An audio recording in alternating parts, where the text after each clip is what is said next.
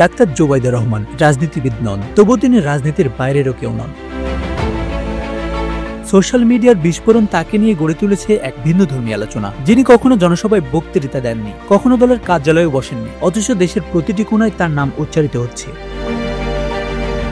পেশায় একজন চিকিৎসক, বাংলাদেশের সিভিল সার্জনের একজন কর্মকর্তা, কিন্তু এই পরিচয়ের চেয়েও তার রাজনৈতিক পরিচয় আরো গভীর ও জটিল।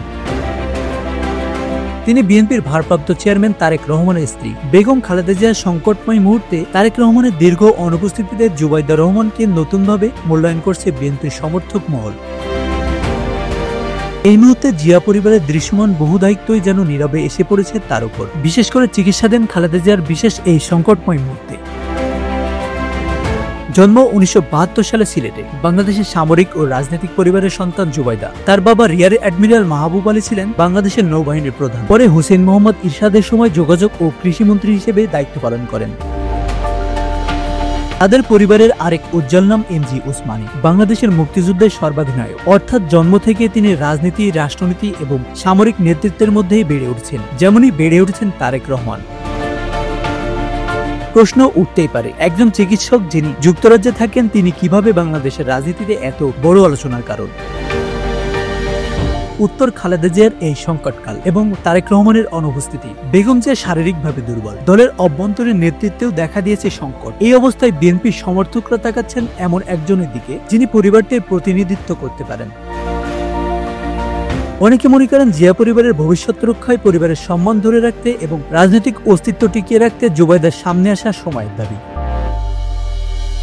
সম্পূর্ণ রাজনৈতিক পরিবেশে বেড়ে ওঠা এই নারী কি দেশে বিএনপির হাল ধরতে যাচ্ছেন, তা নিয়ে কানাঘোষা শুরু হয়েছে। যদিও এই আলোচনাটি নতুন নয়, অতীতেও তাকে সরাসরি রাজনীতিতে আনার কথা উঠেছিল। পারিবারিক সংকট যত গভীর হয়েছে, প্রতিবারের আলোচনাটি নতুন করে সামনে এসেছে। কিন্তু এবার আলোচনার গভীরতা কিছুটা ভিন্ন। এবার শুধু রাজনীতিতে প্রবেশ নয়, তারেক রহমানের অনুপস্থিতিতে দলটির ছায়াপ্রধান হিসেবে তার আগমন নিয়ে জোর আলোচনা চলছে। যদিও বিএনপির পক্ষ থেকে বিষয়টি নিয়ে এখনো কোনো সম্ভাবনার কথা বলা হয়নি। তাছাড়া তিনি এখনো পর্যন্ত বিএনপির প্রাথমিক সদস্যও নন। দলের কোনো কমিটি, কোনো সাংগঠনিক কাঠামো, কোনো নির্বাচন, কোনো জায়গায় তার নাম নেই। তাহলে কেন তাকে নিয়ে এত আলোচনা? এখানে একটি বড় বাস্তবতা হলো, বিএনপি মূলত জিয়া পরিবারের প্রতীকী নেতৃত্বকে কেন্দ্র করে গড়ে ওঠা দল। প্রতিষ্ঠাতা জিয়াউর রহমান, তারপর খালেদা জিয়া, এরপর তারেক রহমান। দলটি কখনোই রক্ত সম্পর্কের এই চক্রের বাইরে নেতৃত্ব গড়ে তুলতে পারেনি। দলীয় কর্মী সমর্থকের মনস্তত্ত্বে জিয়া পরিবার শব্দটি নেতৃত্বের মূল প্রতীক। এই কারণে যে কেউ প্রশ্ন তুলছে, তারেক রহমান যদি দেশে ফিরতে না পারেন, খালেদা জিয়া যদি আর সক্রিয় রাজনীতি পরিচালনা করতে না পারেন, তবে পরিবারের পরবর্তী মুক্তি। সেই আলোচনা থেকেই উঠে আসছে জুবাইদা রহমানের নাম। রাজনৈতিক বিশ্লেষকদের মতে, জুবাইদা রহমান যদি রাজনীতিতে আসেন, তাহলে সেটি কেবল বিএনপির নয়, দেশের রাজনীতিতেও হবে নতুন এক অধ্যায়। Asanur Rahman Mithu, Bangla affairs, news desk.